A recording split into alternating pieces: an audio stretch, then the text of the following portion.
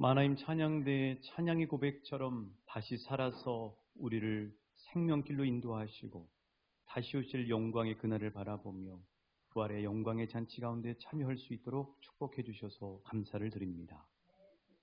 부활하셔서 이 자리에 살아계시는 주님, 이 시간 말씀이 선포될 때 우리의 영혼을 만져주시고 우리의 귀와 눈을 열어주시며 주님과 깊이 교제하게 하시고 주님이 차려주신 생명의 양식을 마음껏 먹고 회복되고 치유되고 돌아가 부활의 기쁨이 활활 타올라 우리의 삶의 가정에 가서 하나님 앞에 부활의 역사의 증인과 통로 될 수 있도록 저희들을 사용하여 주시고 함께하여 주옵소서. 온전히 주님께 모든 것 의탁하오며 예수님 이름으로 기도합니다. 아멘. 다시 한번 부활을 감사하고 우리에게 부활의 생명을 주신 주님을 찬양합니다. 부활에 참여하신 여러분을 진심으로 축하드립니다.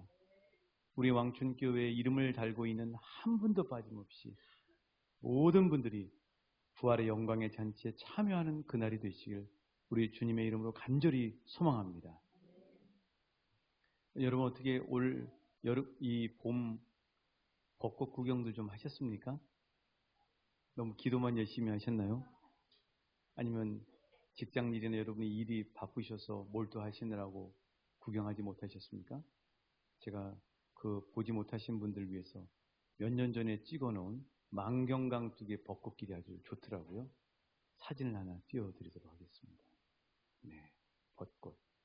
지금은 벚꽃이 어떻게 됐죠? 다 떨어져 버렸죠?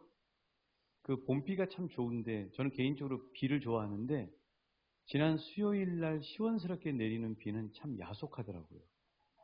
왜냐하면 보통 벚꽃이 피면은 짧게는 2주, 길게는 3주 정도 간다고 그래요.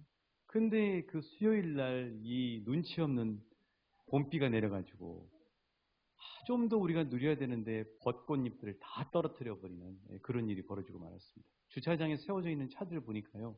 어떤 운치 있는 차들은 앞 유리와 뒷 유리에 벚꽃잎파리가 쫙 붙어 있더라고요. 아, 그거는 정말 피카소가 그리는 그림보다 더 멋진 명화가 아닐까 이런 생각을 해보게 됐습니다. 벚꽃은 다 떨어지고 난 다음에도요. 그렇게 우리들에게 기쁨과 아름다움을 만끽하게 해주는 것 같아요. 여러분 이 벚꽃이 우리 마음 같아서는 1년 내내 피면 얼마나 좋겠습니까? 여러분도 벚꽃 좋아하십니까? 네, 벚꽃이 화사하죠. 그리고 화려해요. 1년 내내 피면 얼마나 좋겠어요. 우리 운동장에, 우리 교회 운동장에도 2그루 정도 있는 것 같아요. 몇 년 전에 좀 사연이 있긴 있지만 그때 그 벚꽃들이 다 살아있었으면 더 풍성한 벚꽃의 향연이 벌어졌을 텐데 어찌됐건 2그루가 있는 게 소중한 것 같아요. 자, 1년 내내 벚꽃이 피면 얼마나 좋겠습니까? 그런데 벚꽃은 결국 지고 마는 것이죠. 근데요, 아침에 운동을 하면서 이렇게 벚꽃을 감상하면서 그런 생각을 해보게 된 거예요. 벚꽃이 만약에 1년 내내 피었다면 그렇게 사람들은 소중하게 생각하지 않을 것 같아요. 벚꽃이 적당한 시기에 활짝 만개했다가 지기 때문에 벚꽃은 우리에게 더 소중하다는 생각이 들더라고요. 자, 여러분, 우리 예수님, 우리가 믿는 기독교 신앙은요, 이 신앙이 아름답고 너무 감사한 이유는 뭐냐면 예수님이 우리를 사랑하셔서 죄로 인해 죽을 수밖에 없는 우리들에게 십자가라고 하는 곳에 가셔서 사랑의 꽃을 만개주신 거예요. 그 십자가는 예수님 사랑, 하나님 사랑의 벚꽃처럼 만개한 것들이 십자가였습니다. 그런데 그렇게 만개하시고 난 다음에 예수님은 죽으셨죠. 벚꽃이 지는 것처럼. 그러고 난 다음에 끝나면은 우리에게 소망이 없는 거죠. 그러고 난 다음에 어떤 일이 벌어져요? 어떤 꽃이 피었어요? 따라해 주시고 부활의 꽃. 부활의 꽃은요, 생명의 꽃이에요. 벚꽃이 아름다운 이유는 이번에 짧게 하고 지고 난 다음에 내년 봄에 다시 벚꽃이 피기 때문에 우리를 설레게 하고 소망이 있는 거거든요. 그런 것처럼 우리 기독교라고 하는 이 신앙의 복음의 꽃이 왜 소중하냐면 십자가에서 사랑의 꽃으로 만개하고 끝나버리는 것이 아니라 정말 그 어떻게 말로 표현할 수 없는 하나님의 엄청난 사랑을 나한테 쏟아주셨구나 하고 끝나버리면 거기서 끝나버립니다.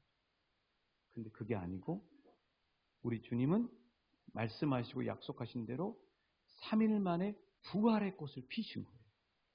그래서 우리는 살아있는 생명력 있는 신앙을 우리 안에 갖고 있는 것이죠. 그래서 부활이 우리에게 참 소망인 것이죠. 김현승 씨가 이런 시를 썼습니다. 이거는 수능에도 나와요. 눈물이라고 하는 시의 후렴부를 보면은 후렴부가 이렇게 수록되어 있습니다. 아름다운 나무의 꽃이 시들물 보시고 열매를 맺게 하신 당신은 나의 웃음을 만드신 후에 새로이 나의 눈물을 지어주시다. 이렇게 되어 있습니다. 화면에 떴습니까? 네, 안 떴군요. 자, 그러니까 여기서 이야기하는 아름다운 나무의 꽃이 시들므로 끝나는 게 아니라 이것이 나를 웃게 하고 새로이 나의 눈물, 그러니까 생명이 이렇게 결실하게 한다고 합니다. 사실은. 김현승 씨는요, 정말 독실한 그리스도인이에요. 그래서 그분의 이 김현승 씨의 모든 시에는 그 십자가 복음이 생생하게 녹아 들어가 있습니다. 아침에 식사를 하면서 그런 생각을 해봤어요.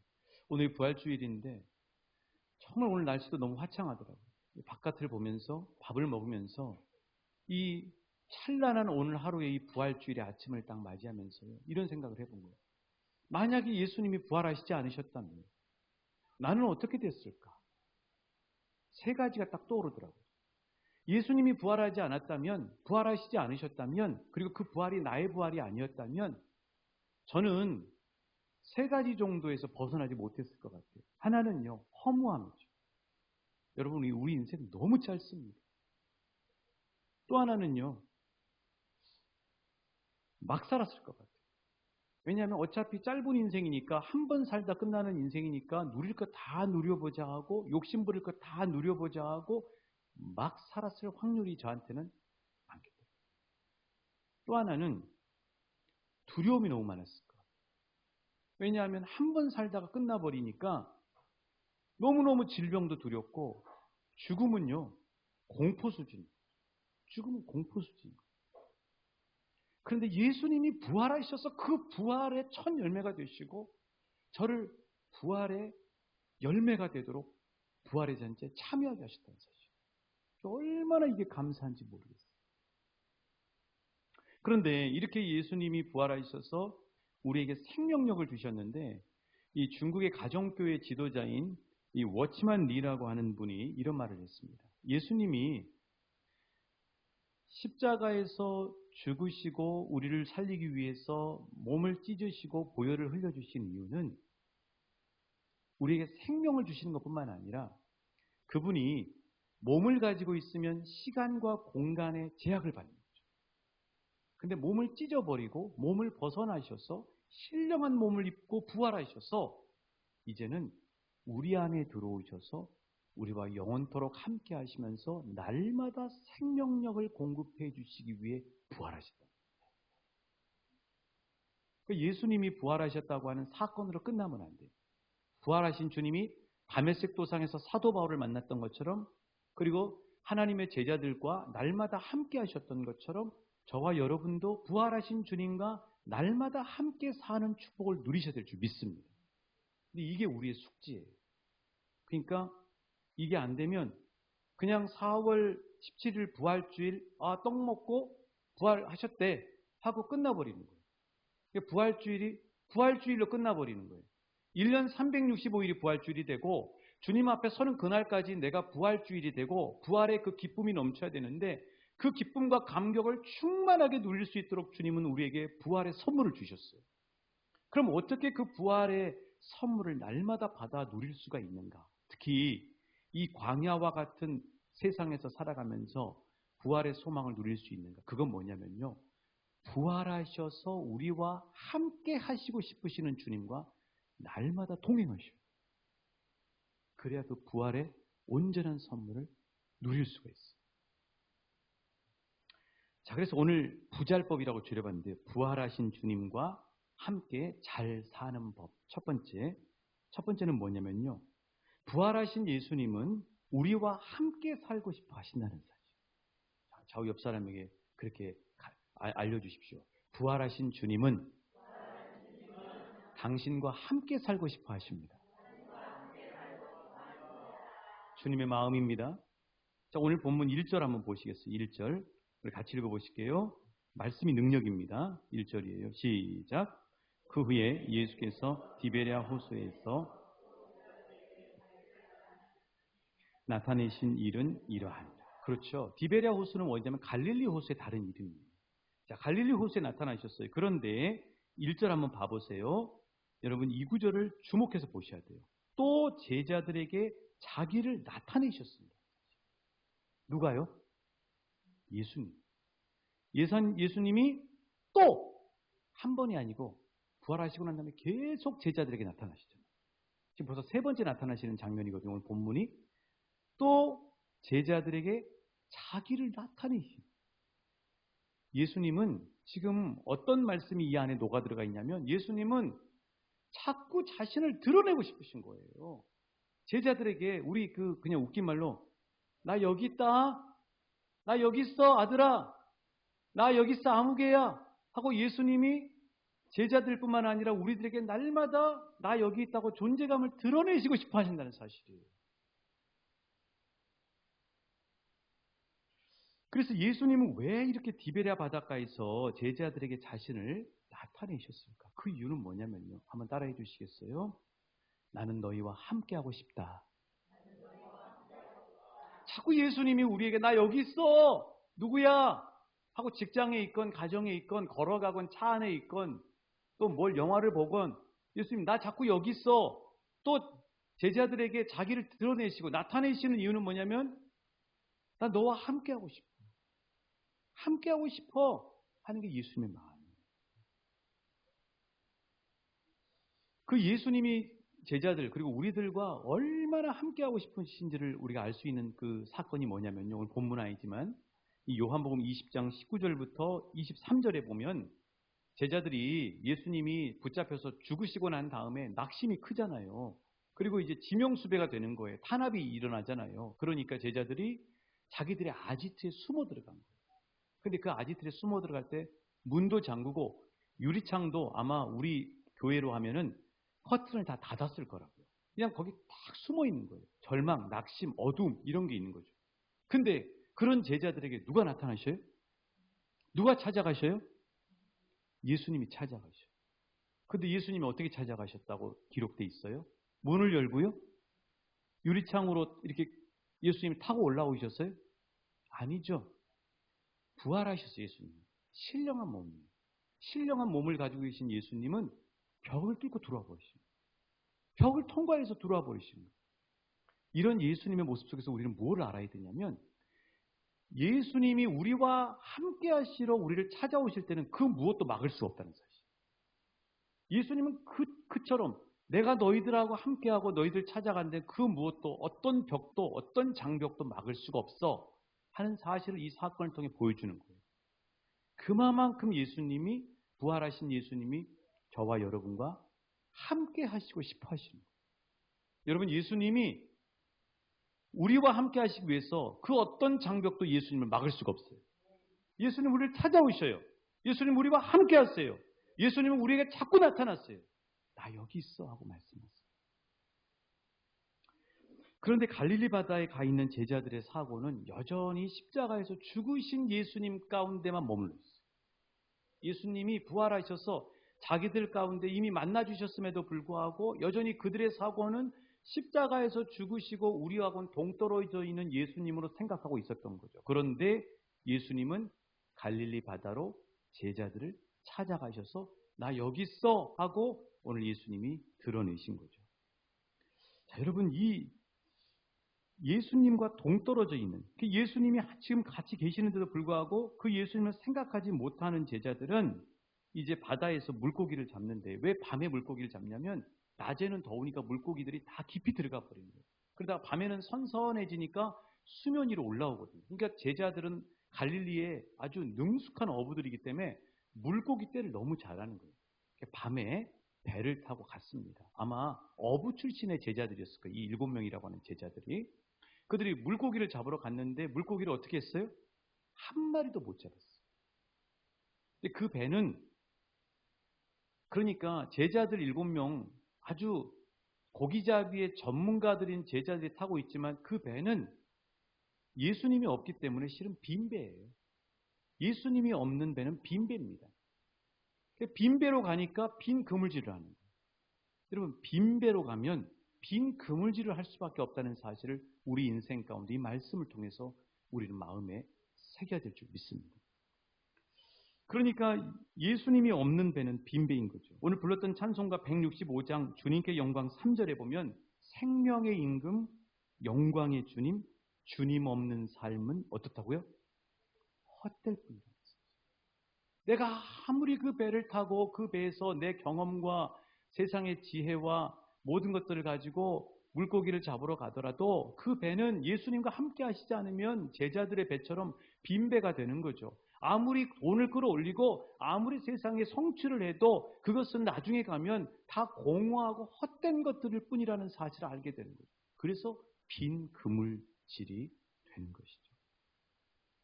그럼 주님은 지금 어디 계시나요? 제자들은 물고기를 잡고 있는데 배에서 4절에 보시면 예수님은 어디 계셔요? 날이 새갈 때에 예수께서 바닷가에 서셨습니다. 여러분, 예수님은 왜 바닷가에 계십니까? 예수님은 지금 제자들하고 한 배를 타고 싶어 하시는 거예요. 예수님은 제자들하고 함께 하시고 싶으니까요. 그 한 배를 타고 싶은데 제자들은 예수님 필요 없는 거예요. 예수님은 없어도 돼요. 그냥 우리가 알아서 할게요. 내 힘으로 할 수 있어요. 내가 여기 갈릴리 바다에 너무나 잘 알아요. 물때도 알고요. 고기들이 이때 어떤 고기들이 뭐인지 잘 알아요. 예수님은 없어도 돼요. 내 힘으로 할 수 있어요. 하고 생각하고 예수님을 마음에서 밀어버린 거예요. 그래서 바닷가로 예수님이 밀려나 버리신 거예요.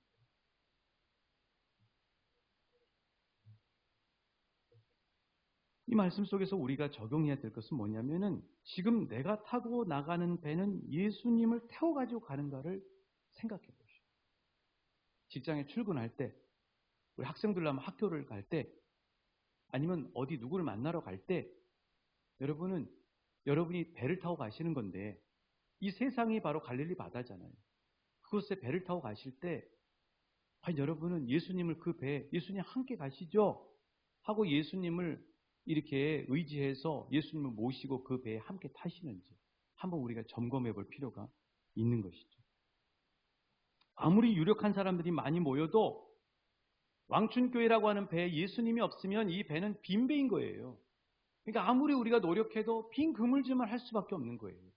왕춘교회라고 하는 배가 풍성한 은혜를 받으려면 바로 예수님이 주인이시고 선장이신데 예수님을 선장으로 모셔야 돼요. 항상 예수님과 함께 하셔야 돼요.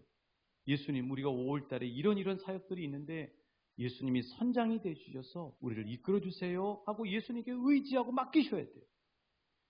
그래서 항상 우리는 내가 타고 있는 배가 빈 배로 가고 있는지 나 혼자 타고 있는지 한번 깊이 점검해 볼 필요가 있는 것이죠. 자, 예수님은 그렇다면 바닷가로 밀려나셔서 무엇을 하고 계셨을까요? 예수님은 지금 바닷가에 계신다고 4절에 말씀하고 있는데 예수님은 그 바닷가에서 무엇을 하시고 계셨을까요?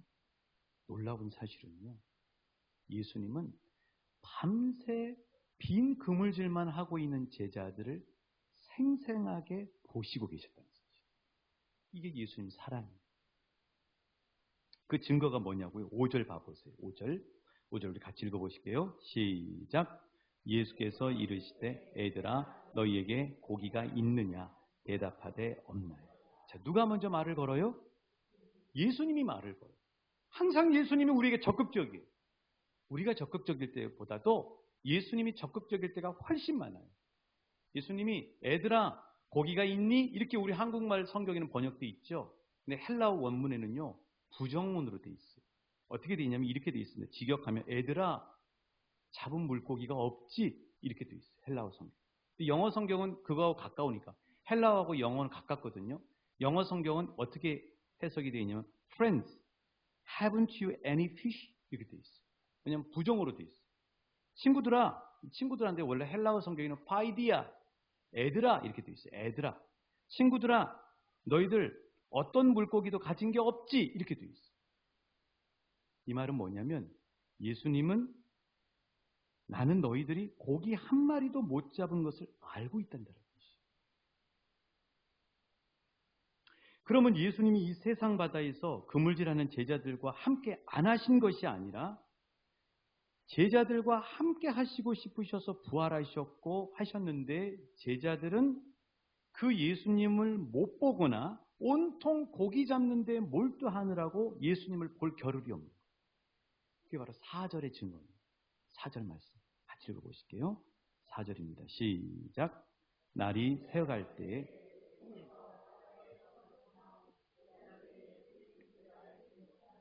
예수님은 배에 함께 타시고 싶으셨고 계속해서 그 밤에 새벽에 나타나실 것이 아니라 그 밤에 밤새워 그물질을 하고 있는 제자들을 보시고 계셨어요. 그런데 문제는 뭐냐? 제자들이 예수이신지를 알지 못했다는 거예요.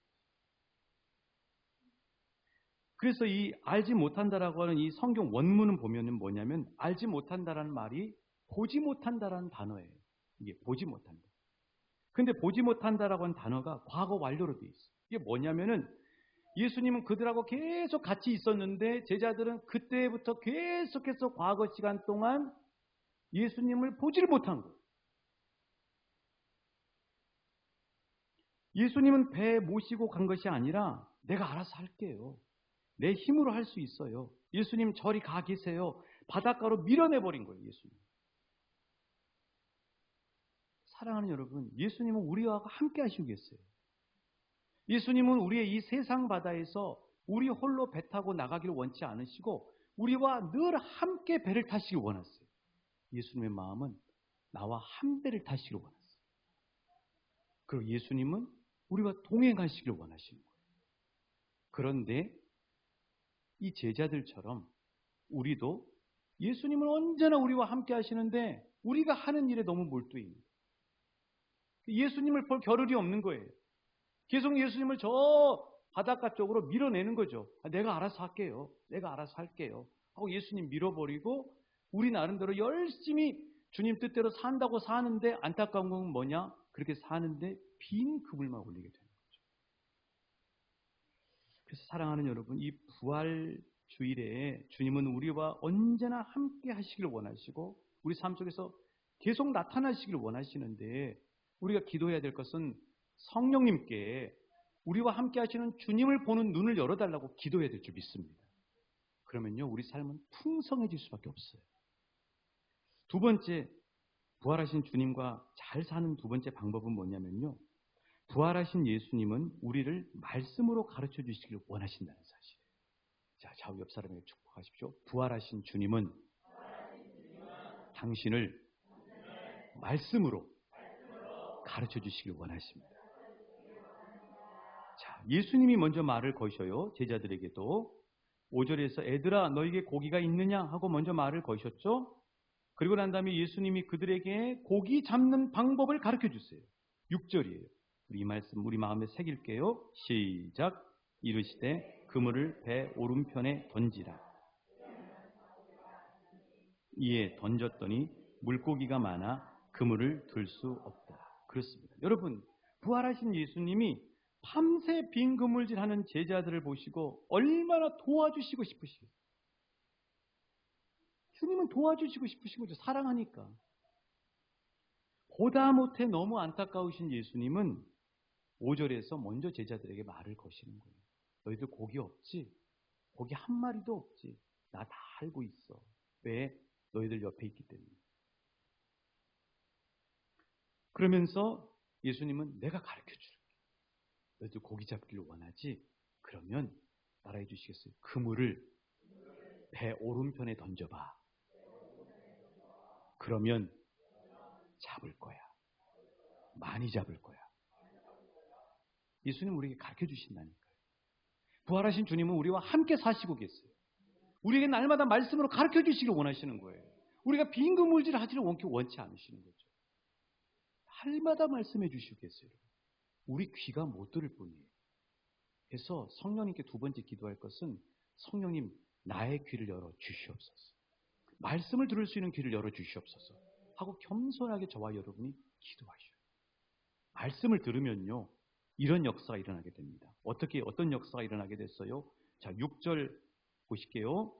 이르시되 그물을 배 오른편에 던지라 그리하면 잡으리라 하시니, 같이 읽으실게요. 이에 던졌더니 물고기가 많아 그물을 들 수 없다. 그렇죠. 예수님이 말씀하신 대로 순종하고 들었더니 빈 그물질만 하던 제자들이 어떻게 됐어요? 물고기를 가득 건져지게 됐다는 사실. 우리는 이 사실에서 아주 중요하게 우리에게 힌트를 얻으셔요. 자, 얼만큼 걷어 얹으셨죠? 11절입니다. 11절에 소상하게 이야기하고 있습니다. 시작. 시몬 베드로가 올라가서 가득이 찬 물고기가 153마리라. 이같이. 그렇습니다. 여러분, 얼만큼 잡혔다고요? 153마리. 153마리. 큰 물고기라고 돼 있어요. 이 153마리가 뭐냐? 사람들이 연구를 많이 한 거예요. 이 결론은 안 났어요. 아마 유력한 주석은 갈릴리 바다에 있는 어종 153마리를 건져 올렸을 것이다. 이렇게 이제 해석을 하는데, 숫자가 중요한 게 아니라 그물에 가득히 채워서 끌어올렸다는 사실이에요. 여러분, 부활하신 주님이 우리와 함께 사시고 계시는데 그분에게 눈이 열리고 그분의 말씀에 귀를 기울여서 그분의 말씀을 경청하고 믿음으로 순종하기만 하면 저와 여러분도 제자들처럼 풍성한 그물을 걷어올리는 역사를 삶 속에서 경험하게 될 줄 믿습니다. 그 요나가 그렇죠. 요나는 참 우리한테 친근하고 너무 좋아요. 왜냐하면 요나는 뿔딱지가 안 좋아요. 요나는 하나님이 아수르의 성인 수도인 니느웨에 가서 복음을 전해라 이렇게 말씀한 거죠. 요나가 갔어요, 안 갔어요? 안 가잖아요. 그래서 물고기 뱃속에 들어가서 나오죠. 우리도 물고기 뱃속에 많이 들어가서 나오시죠. 각자 물고기 뱃속이 있어요. 네. 그런데 이 물고기 뱃속에서 나오고 난 다음에도 요나는 기꺼이 아수르 니느웨에 가서 복음을 전했어요? 마지못해 전했어요? 마지못해 전한 그 증거가 뭐냐면, 이 니느웨란 성이 돌려면 3일이 걸려요. 아시겠죠? 그런데 요나는 며칠만 복음을 전했어요? 고작 하루만 전했어요. 그냥 마지못해서 또 물고기 뱃속에 안 들어가고 싶어가지고 요나는 그냥 한 거예요. 사실 마음에도 없어요. 정말 니느웨 백성들이여, 당신들이 이 복음을 듣고 구원받아서 멸망을 면하십시오, 이런 간절한 마음이 있는 게 아니라 하기 싫은데 벌받기 싫으니까 마지못해 한 거예요. 근데 어떤 일이 벌어졌어요? 3일을 돌아서 이 전체에다가 얘기를 해야 되는데 하루만 고작 돌았다니까요. 근데 놀라운 사실은 요나가 배가 아픈 일이 벌어진 거예요.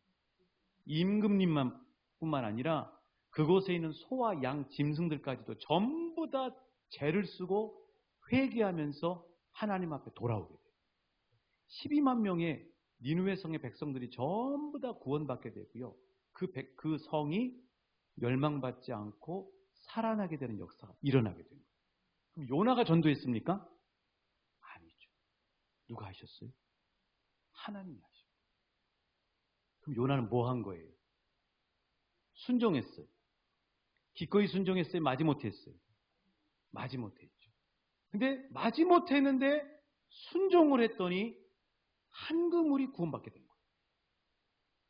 사도행전 1장에 가면요, 이 베드로가 이 경험을 하고 난 다음에 풍성한 삶의 원리를 알게 됩니다.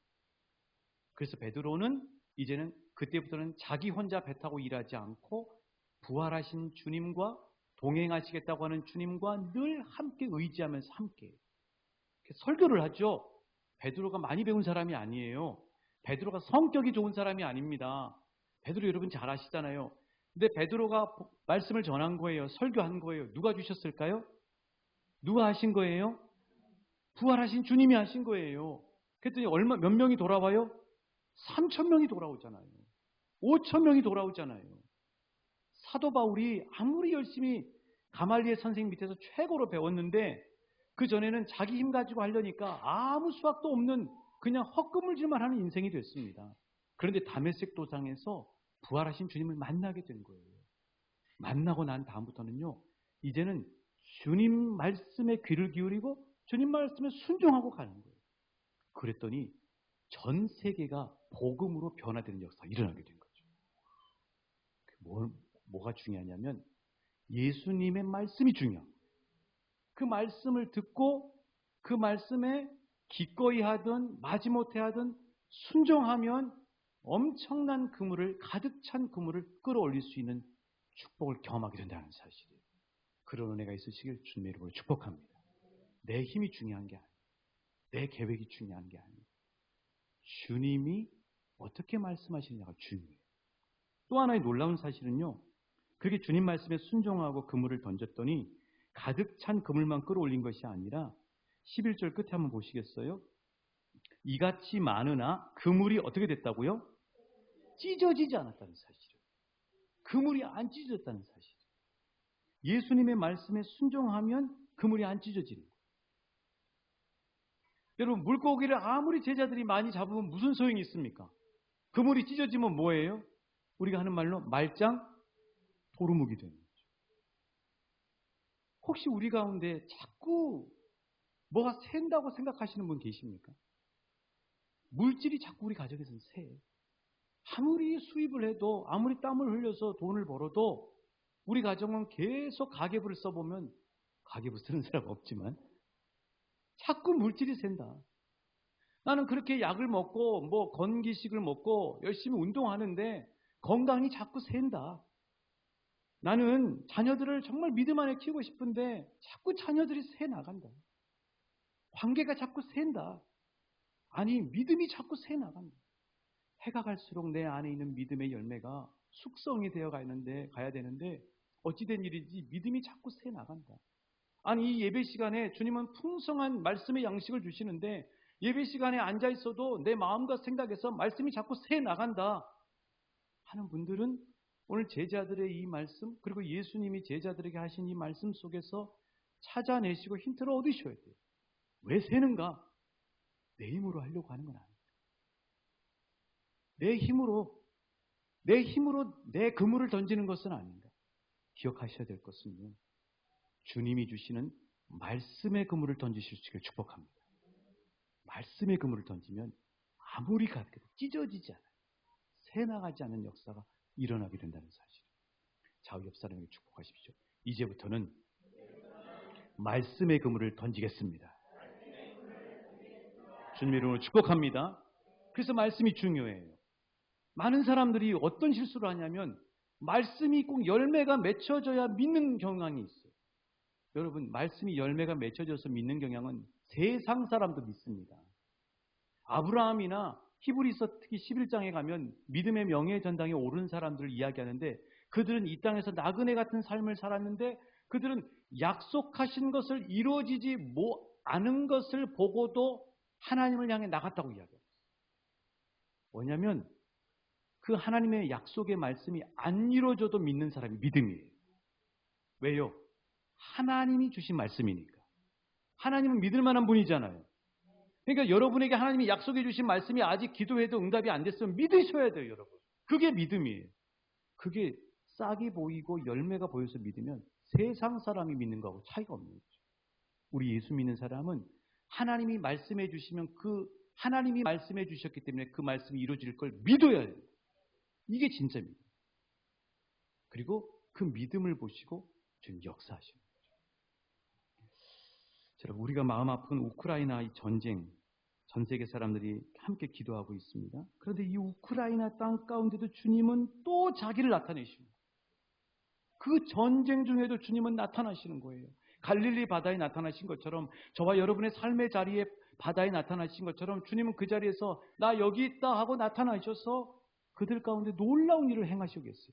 자, 우크라이나에서 벌어지고 있는 주님이 역사하시는, 주님이 함께 하시는 부활의 주님을 목격하시겠습니다.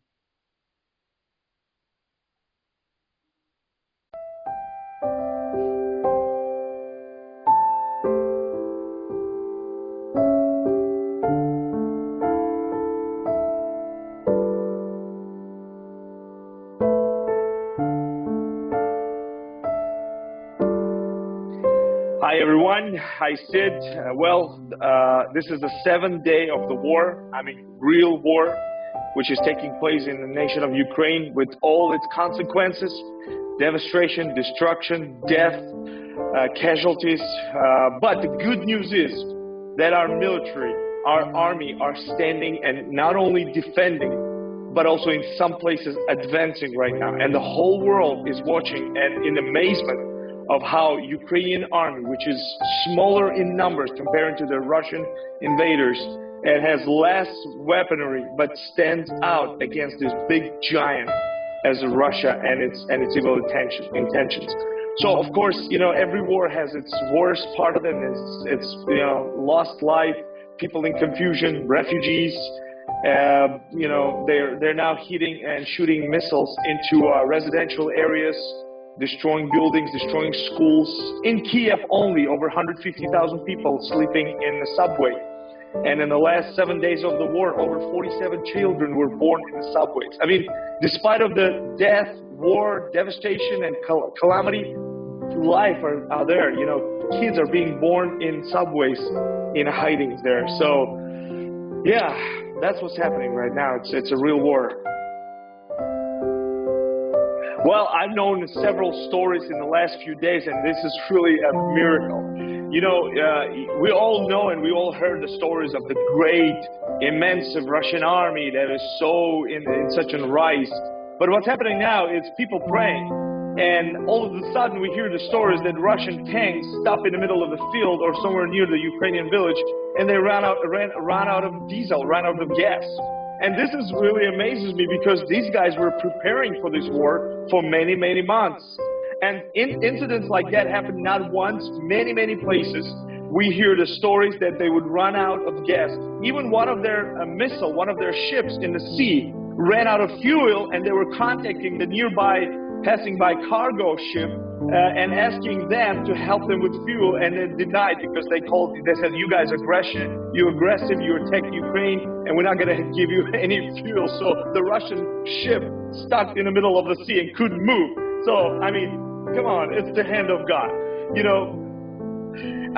Another tremendous miracle I received from one of the soldiers. He's an officer, he's a lieutenant in Ukrainian army, and he's a brother from our church in Odessa. And he called and he said that him and his men were sitting in hiding, and they were looking out, where would enemy come from, where would they attack. And all of a sudden he says, I'm sitting there in hiding and with my man, he says, and all of a sudden I start praying. He said, I felt the urgency to pray right now. So he started praying, and he heard God speaking to him, and he said, Nazar, that's his name, Nazar, take your men and leave this place right now, this very location. And as soon as they did it, as soon as he himself and his men relocated to another hiding place, rockets and fire was opened on that spot, and that very spot was bombed and destroyed. So it's amazing how God does miracles and protects. And all the men who were there with him, they before they were not really, listening to the word of God. They were not really paying attention to what he was saying about Jesus. But after that, everybody started praying and asking the Lord to come into their lives.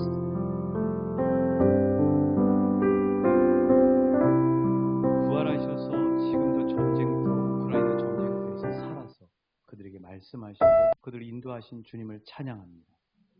우리 삶의 인생의 사회 전쟁터에서도요, 부활하신 주님은 이처럼 함께 하시고 계세요.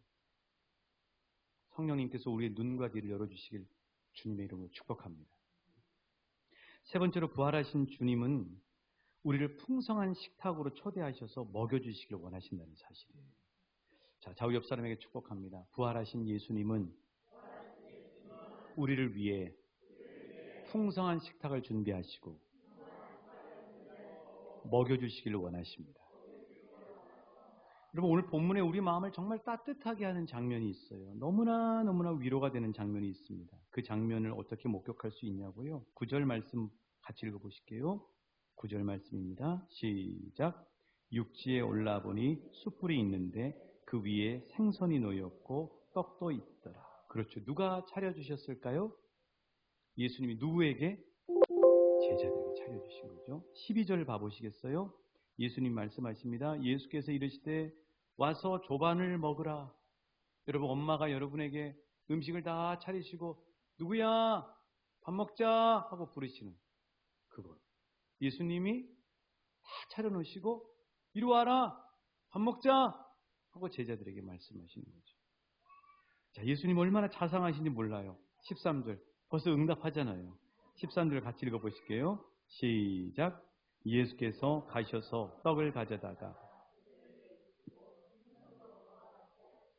여러분 자녀들 어렸을 때 여러분이 직접 입에다 넣어주신 거 있으시죠? 지금 예수님이 그렇게 하시고 계시는 거죠. 제자들에게. 자, 그래서 예수님의 이런 장면이 바로 이렇게 성화가 그려져 있습니다. 네, 정말 생각만 해도 풍성하죠. 근데 저 식탁이요, 저와 여러분에게 차려져 있어요. 저 식탁에 차려져 있는 데가 성지에 가면은요, 베드로 수익권 교회라고 타부가라고 하는 곳에 있습니다. 이런 교회예요. 베드로 수익권 교회라는 교회. 저 교회 보세요. 바로 예수님이 해변가에 있으시고 제자들은 저기서 물고기 잡았던 그 장면, 오늘 본문이 떠오르시겠죠? 근데 저 교회가 특이한 게 뭐냐면요. 이 강대상이 있는 데가 이런 게 있어요. 강대상에 보면 저 바위 보이십니까? 저 바위 이름이요. 멘사 크리스티라고 하는 라틴어인데 무슨 뜻이냐면 주님의 식탁이에요.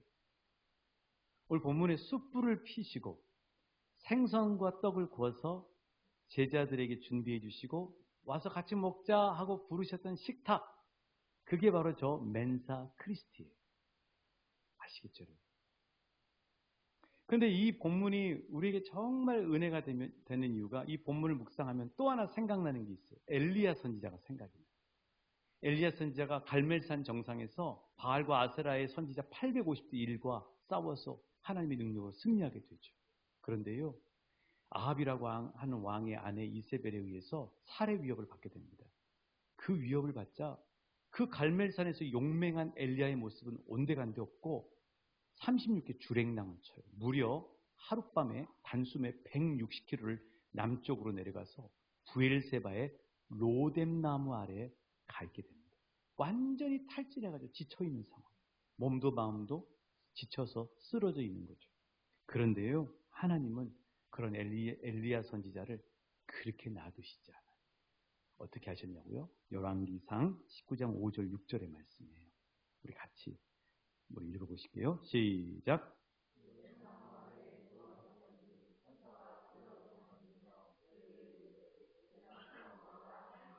6절. 본즉 머리맡에 숯불에 구운 떡과 한 병 물이 있다. 이에 먹고 마시고 다시 누워. 오늘 예수님이 제자들에게 차려주신 이 디베랴 바다 호숫가에서의 이 아침 조방과 비슷하죠.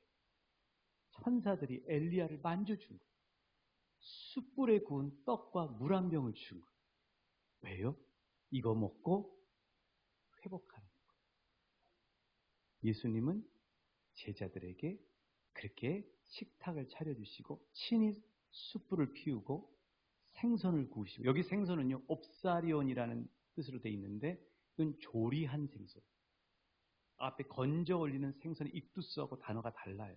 예수님이 친히 요리를 하시고, 아시겠죠? 친히 요리를 하고 빵을 구워서 누구에게 주셨어요? 제자들에게 주신 거예요.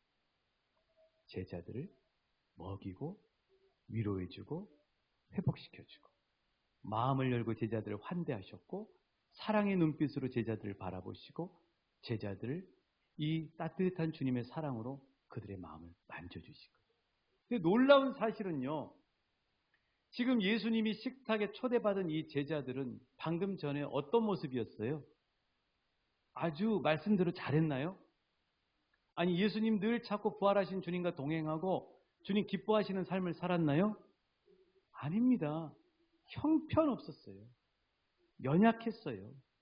말씀대로 살지 못했어요. 불초하기 그지없었어요. 그래서 제자들이 우리에게 참 가깝게 느껴집니다. 그런데 부활하신 주님은 그런 제자들의 형편없는 삶, 지난 한 주 어떻게 살았는지, 하나님 말씀을 붙잡고 살았는지, 또 자격이 있는지 전혀 따지지 않고 예수님은 사랑의 식탁을 차리셔서 저와 여러분을 날마다 초대하시고 친히 요리하셔서 먹여주신다는 사실이에요. 그 자리가 이 예배입니다. 이 예배 주님이 배설해 놓으신 거예요. 주님이 조리하신 생명의 빵인 말씀을 주시고 계시잖아요. 사랑의 눈빛으로 우리에게 쏟아주시고 계시잖아요.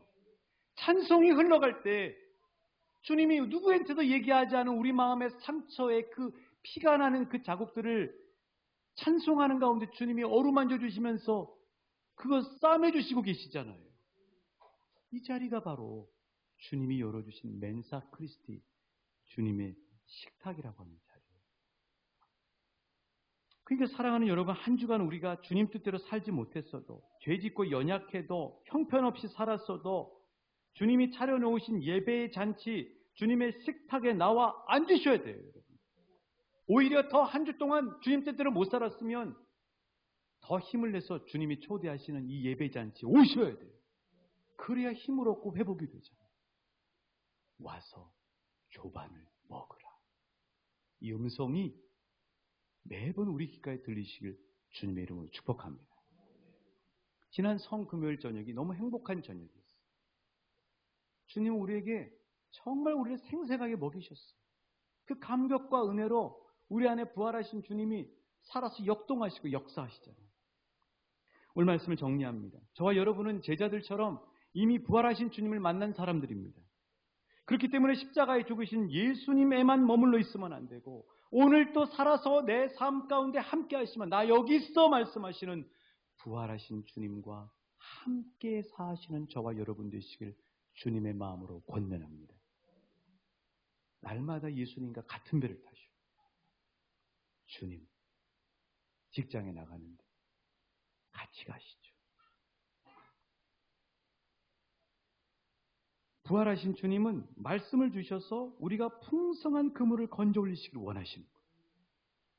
그래서 주님의 말씀을 들으려는 마음이 중요해요. 이 부활주일에 주님의 말씀을 가장 중요하게 생각하고 말씀에 배고파하는 영적인 목마름이 회복되시길 주님의 이름으로 축복합니다. 그래서 그 말씀을 듣고 그 말씀에 순종하면 우리도 가득 찬 그물을 삶 가운데 끌어올리실 수가 있어요. 뿐만 아니라 주님이 주시는 말씀의 그물을 던지면 그 말씀은 전혀 찢어지지 않고 새지 않는 축복을 누리실 수 있기를 소망합니다.